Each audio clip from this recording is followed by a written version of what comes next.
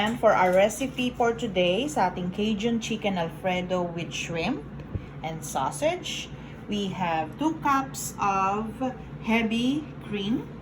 We have 4 cups of penne pasta. And we have Cajun, 1 tablespoon of Cajun seasoning.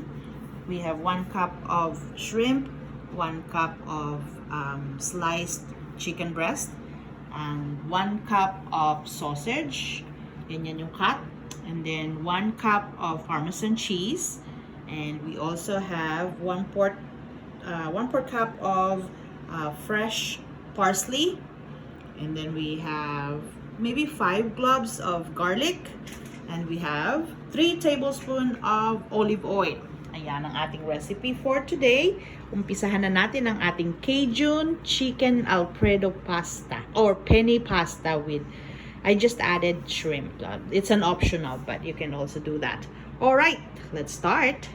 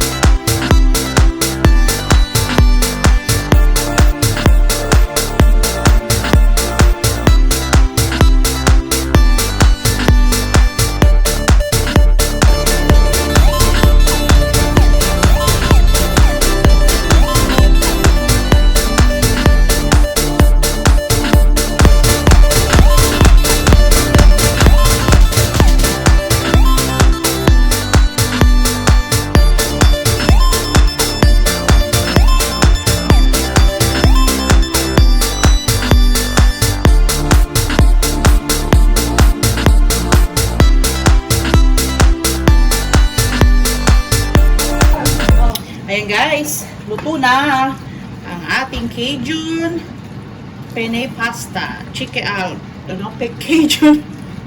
Cajun chicken Alfredo with shrimp. Ayan. Dinagdagan ko ng pasta dahil maraming sauce. So, ayan.